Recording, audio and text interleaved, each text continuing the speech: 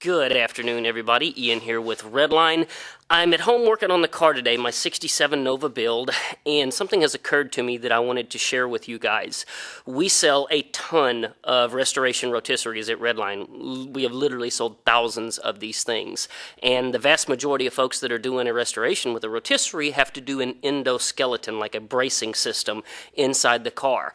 And I have learned so much about endoskeletons by having done everything the wrong way, in some cases multiple times, that I feel like I have quite a bit that I want to share with you guys to, kind of help you avoid some of the pitfalls that I have fallen into.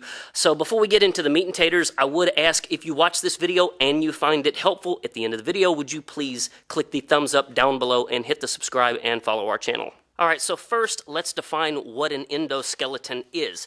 An endoskeleton, in the case of a automotive restoration rotisserie, is a system of braces inside the car, typically made out of like 1/2 to 3/4 inch square tubing that you weld inside of the car, and the purpose of it is to hold the geometry of the car in place so nothing moves, nothing changes. This is particularly important when you're replacing something like, say, the quarter panels, as I am doing on this car, and to make it even worse, the roof.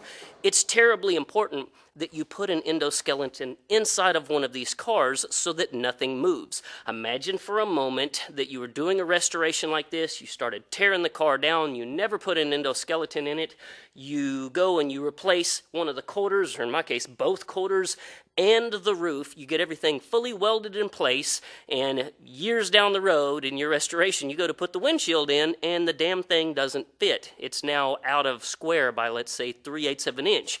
And here at this point, you have created a tremendous problem, because now the windshield doesn't fit and everything's long welded in place. Hopefully you haven't painted it. Maybe you have, maybe you haven't.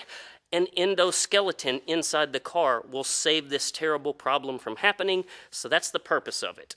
Okay, so we have established that the endoskeleton should be welded inside of the car before any of the body panels are removed. This brings me to an epiphany that I want to share with you guys now that I learned while doing this restoration. Suppose for a minute that you're going to take something off the car, whether it's, the front cowl or the rear quarter or whatever it may be. My advice to you is line up the other panels around that original panel before you take the original panel off. You know that original panel, rusted as it may be, you know that it is welded properly in the correct location. So in my case, when I got ready to replace my quarters, I actually very, very carefully aligned my doors so that my seam of my door matched my quarter. This is really important because when I go to put my rear quarter on, I'm going to line up my quarter to my door, and that's going to make sure that the quarter is in the proper location and takes over the exact same spot as the original that I'm replacing. This brings me to 3 points that I want to share with you what not to do. And yes, I have learned these by doing this the wrong way. When I first built my endoskeleton for this car, and you can actually see an old video of that on YouTube where I shared it with everybody, and in retrospect, maybe I shouldn't have, I welded my endoskeleton inside the door jamb here, and then inside the door jamb here. What I didn't realize in the time is by doing so, I was attaching that thing to a place where the door could not then be mounted to the car. So of course, when I got ready to remove the rear quarter, I needed to align it to the door, but I couldn't put the door on the car because I had attached the points of my current endoskeleton inside the door jamb. That's tip number 1. Don't put that stuff inside the door jamb. Tip number 2, and this one is really, really difficult to avoid, is don't attach your endoskeleton to a place where it is going to interfere inside the car with another panel's replacement.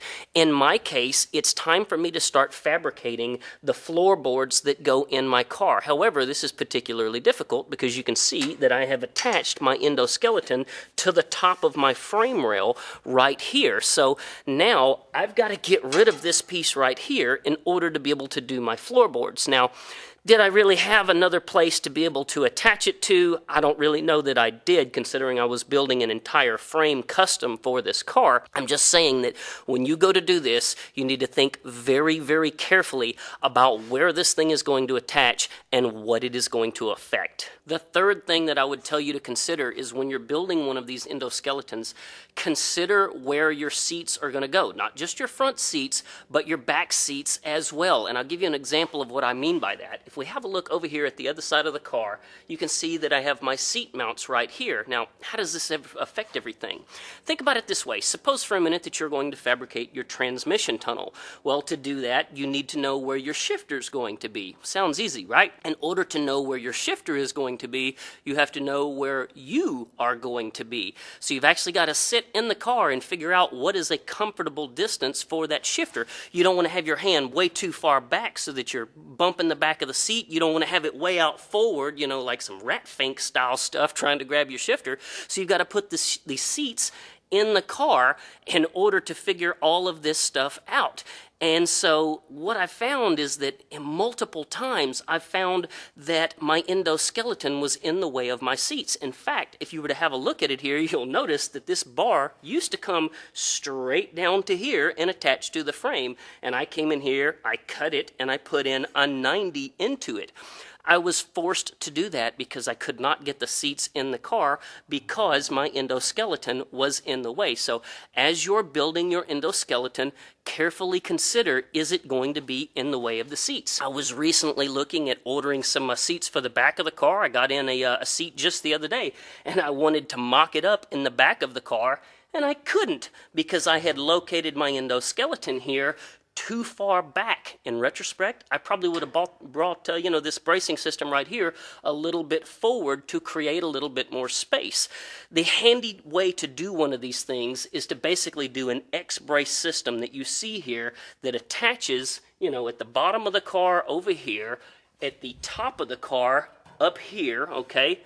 They weld together in the middle, and then you have a bar running right here that connects the front to the back. So you have an X in the front of the car and an X in the back of the car. That's the traditional way to do these things. Just a quick pro tip, as you're welding in one of these endoskeletons inside the car, if you've got expensive good components that you want to protect from all of the sparks, in my case I've got this expensive engine harness, the engine, the gauges, everything inside there, I have picked up a $40 fiberglass welding blanket from the folks at Harbor Freight. You can see I've got it drooped all over the dash. The engine transmission comes actually through the windshield and covers up the engine on this thing. It's just $40 of really cheap insurance to make sure that as I'm welding inside the car, I don't destroy anything expensive.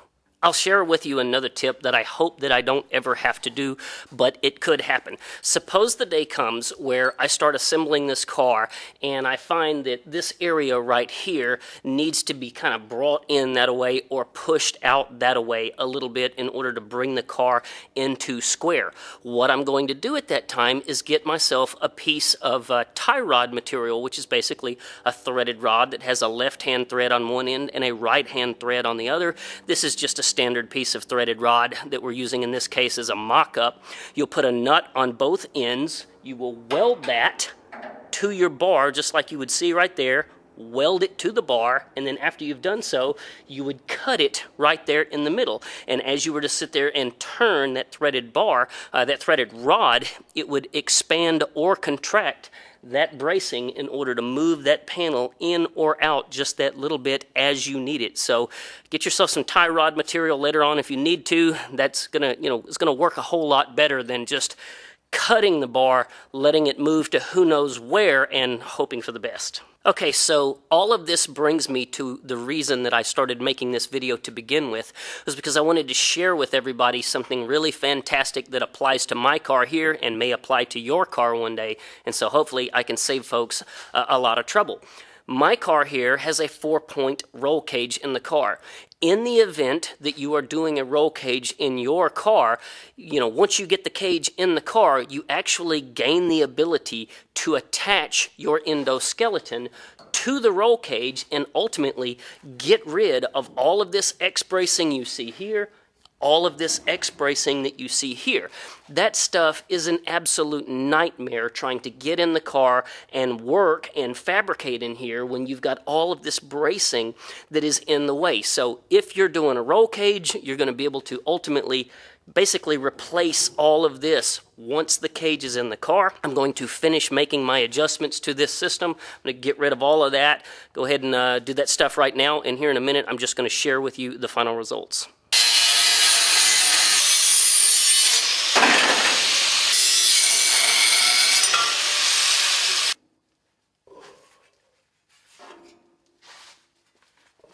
All right, so here's the bracing that I just removed out of the car. X brace right there, an X brace right there, and then the piece that connected it previously down the middle. Okay, so here we are inside the car. I'll show you what I've done here. I took my existing brace that you see right here, welded a piece of angle iron that connects it from my roll cage here down to here. So at the end of the day, my roll cage, which is attached to the frame, it's very solid, is attached to the inside of the car. I also went the extra mile and I cut myself a little bracket that you can see right there. That bracket, you know, those threaded holes into the frame are actually for the seat belt mounts. I made that little bracket, welded in a piece of square tubing here, welded a piece of square tubing here. All of that stuff connects to the inside of my roll cage that you can see a little weld there. So this piece then runs up to the front of the car where you can see I've again maintained this piece right here that was welded in from the original endoskeleton, and it just welds to this piece that runs right back to here. I do want to add that I also added in an angular piece right here, a piece of angle iron that runs from the right front of the car back over there in that direction. I did that because I wanted to be absolutely sure that the car maintained its square. A couple of the things that I'll warn you of if you're thinking of doing this is, number one, anytime that you have these joints right here that are just left open cuts, I guarantee you I could slice my finger open on that with no problem right now. I'll come in here in a bit and I'll grind those down with a flap wheel. Also, if you're going to do this, be careful of where you put your welds. You'll notice that I put my weld right here on this side of my roll cage. Later on, when the car has a body on it, it's going to be very easy to cut that and then grind it down nice and smooth. You'll never even know it was there. Had I welded this piece right here on the opposite side, then that weld would have been back here. Once you had the roof on the car, it would have been blocked later on to be able to finish and dress that weld down to where you could never tell that it was there. So as you're putting welds inside of the car, try and think about, am I going to have access to this later where I can clean up this weld once the car has the body on it? Okay, folks, that has been everything that I have learned about endoskeletons from having done it the wrong way multiple times over. I hope that you guys are learning something from my mistakes. That is the total reason that I am making these kinds of videos. You know, there's not a product that we're pushing here. I have just learned everything the hard way, and I'm hoping that I can save, you know, some other people out there the trouble of doing everything the way that I have done it. If you thought this was a good video, I would ask that you please click the thumbs up down below. That lets YouTube know that this is good content and not to let this video just disappear into the abyss, never to be seen again. So hopefully this stuff helps people and it can continue helping people. Thank you for watching. Again, click subscribe if you want to see more of my videos. You guys take care.